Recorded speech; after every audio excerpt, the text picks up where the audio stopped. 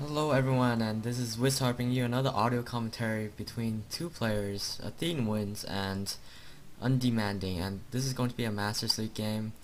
AtheneWins, as some of you may know, is actually a YouTube celebrity who goes under the same screen name, AtheneWins, and he actually makes a lot of videos about just some random stuff. He recently made a video regarding the theory of everything, which is concept in the realm of physics that attempts to explain everything that no one has yet discovered yet, and he attempted his own theory at everything. It was actually quite a serious attempt, even though he was quite known to be a troll in other areas. He tried to make politics in Belgium, and he also tried to make it big on poker, but he made it quite far in both of those, but he didn't really achieve um, the ultimate achievement of either of those, because he went to W Coop for poker, didn't really make it there. He did. He ran for an office in Belgium, didn't make it either. But all in all, he's been an active community member. He's runs the iPower with a group of friends of his, and he has made a difference in the internet community. So here he is playing StarCraft 2, although there are people out there that have been saying that this is Kiwikaki and not AtheneWins, and it's very likely that it actually is Kiwikaki, since Athene hasn't been playing StarCraft much at all, and Athene isn't actually known for playing StarCraft 1, not even Brood War. So the likelihood of him succeeding in StarCraft 2 in just a matter of 1 week, reaching Masters League, is pretty much very unlikely. I won't say impossible, because there's probably people that would be able to. Considering that StarCraft 2, say it's an easier game, but it's definitely doable to make Masters League in less than 1 week. And so Athene going for standard opening, gateway, well, pylon, gateway, gas, pylon, cybernetics is, I believe, his order. So nothing too weird coming out right now. That's normal timing for that. And Terran player already scouted Athene, and Athene did not scout the blue Terran. So yeah, let's see what the Terran's going for. Terran is going for an early bunker. He's probably going to attack up, considering that this bunker is positioned right here in order to make the block, so that he doesn't need to devote any of his buildings there to block it instead. So he's going to be using his barracks to the fullest extent to be able to defend himself until he could get whatever tech that he's working for right now. And considering that he has two guys and this is close air distance, the likelihood of a Banshee or any sort of air tech is very high, so he's probably going to go for that. And Athene's scouting here and noticing that their proximities are very close by air, since he's not even in these two bases here. So he might want to put a pylon somewhere right here, just in case, to be able to do a proxy afterwards, so he could hit at multiple angles. But no, he's not going to do that. He's just going to go on ahead and see what his enemy's going to be up to, and he's going to be able to have an observer out soon anyways. He's just using his probe, checking this expansion. He knows there's no way that his probe can make it up there alive. I'm not quite sure if he caught that Hellion. But there are two Zealots at the entrance right here, moving that Stalker up, so he should be able to prevent this Hellion from getting in to provide the Terran player with any scouting information. So the Terran player will have to devote a scout if he wants to see anything more than just this right here. Though he did see that robotics facility. This observer's gonna go in. He's gonna notice this switch between the software and the factory for the tech lab, so he's going to be should be expecting Banshees coming up fairly soon. Oh no, it's a Raven instead actually. Raven and cloaking tech. That's fairly weird. He might be expecting DTs, considering that he is only on one base. He's not gonna have a second orbital command, so he's probably gonna fear DTs. That's what I'm guessing the Raven's for. Considering that he saw the Robo Bear though, so he should know that they're that if DTs are coming, that it would be at a later time, since Robotech is the equivalent tech of Twilight Council, and if you get a Robotech, you would have to considerably delay your Twilight Council to be able to build up that stuff to get to a Dark Shrine. So this Raven's here probably going to deny any observer activity, so it's like the observer's gonna have to just leave the base. And well, Athene saw the upgrade on the tech lab, so he might be expecting Raven upgrades, but Raven already drove him out, and he's not going to be able to see the Banshee if Undemanding does the right thing and kills that observer, or at least just denies it from getting near the starport. In the meantime, since Athene was able to see that he did not expand, and instead was taking up to starport tech and got a Raven out instead of Banshee, he feels that it's safe to get its own expansion up and going before the Terran does. And if this tech play with the Banshee doesn't work out for the Terran, then Athene's going to be considerably far ahead.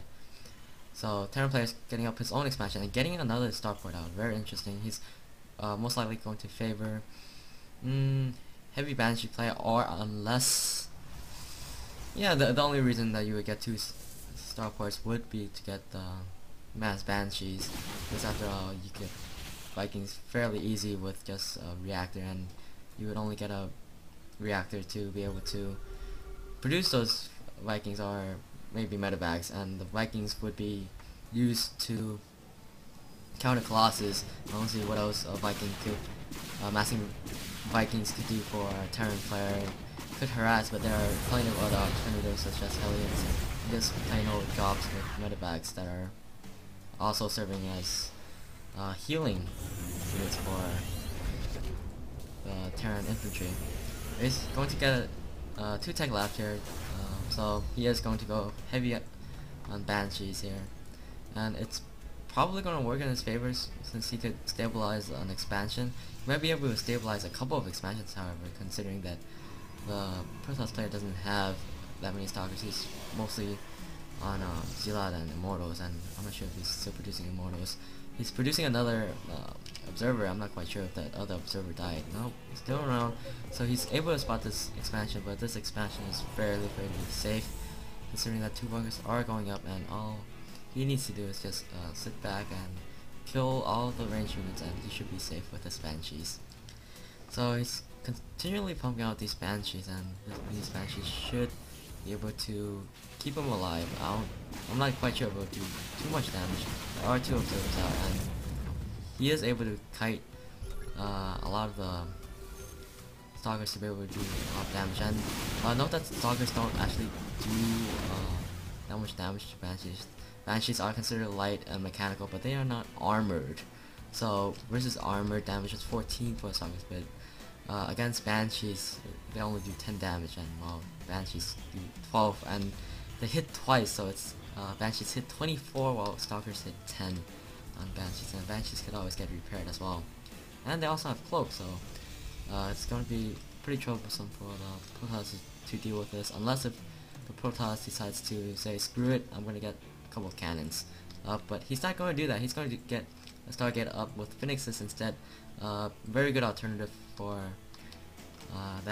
for getting cannons instead, because you could catch Banshees all over your base, and the Phoenixes are considerably faster than the Banshees, so they're going to be able to chase them down as well. So Athene with scouts everywhere, but yet his probe down here is not going to be able to spot this expansion. He might have seen the SCB earlier, I'm not quite sure if that happens. There are very many expansions in here. This Phoenix should be able to take out some Banshees before he leaves. Actually, he might be able to take out all of them. I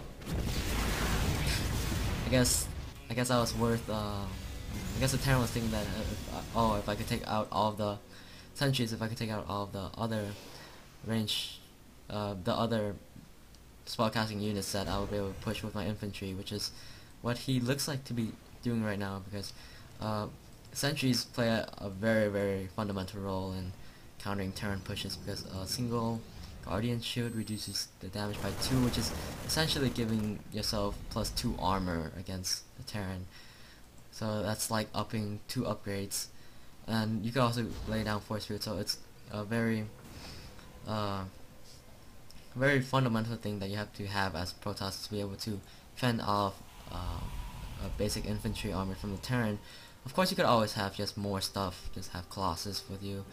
No need for those spellcasters if you have a lot more stuff, but it definitely does help. And I am lagging a bit. Affect the video too much. Okay, I'm back. And anyways, if you guys missed it in the video, I'm not quite sure what lag does to my video, but I was just saying that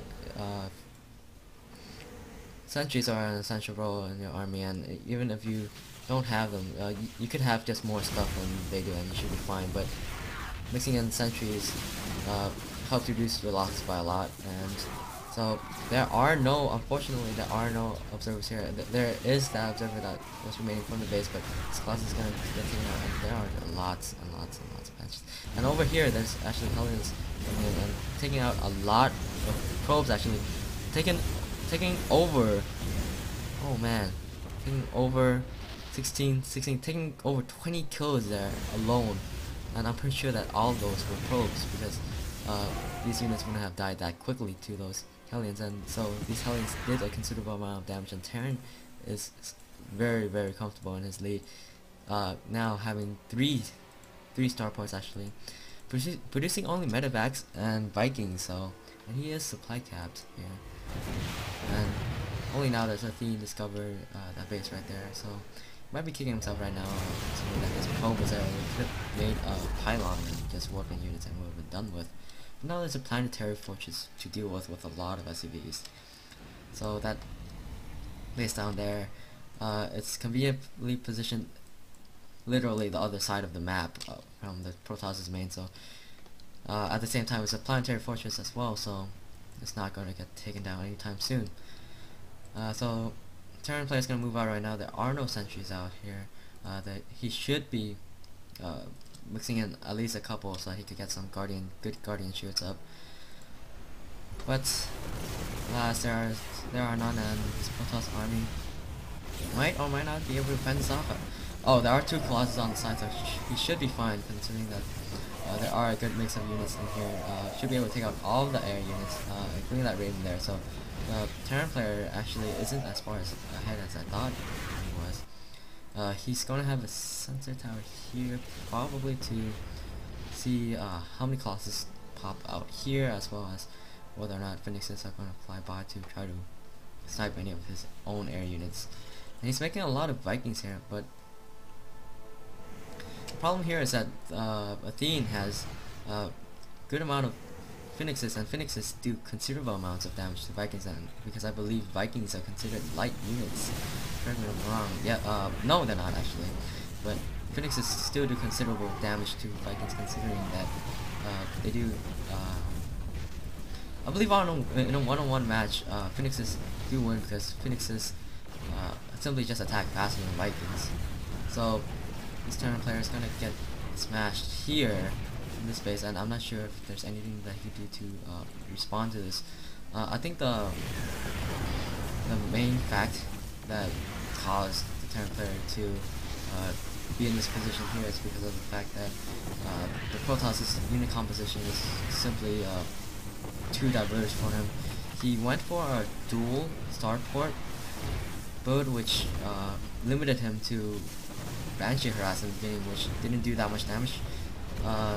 He was able to make it back with those 4 Hellions that went into the expansion, but I guess that still wasn't enough, because Protoss was able to get a diverse unit composition with Colossus and Phoenixes, which effectively countered the starport build. He has 3 starports right here, so it didn't work out for the Terran player. And good job to AtheneWins or Kiwikaki, whoever he may be. So hope you guys enjoyed that video, and in the future, let's see what Athene comes up with. I'll probably have a description in the link regarding the video that Athene made in relation to StarCraft. So check that out in the description. Whether or not this is really Athene or Kiwikaki, it's definitely very entertaining to watch the match nonetheless. So, see you guys next time. Hope you guys enjoyed that too, of course. Alright, laters.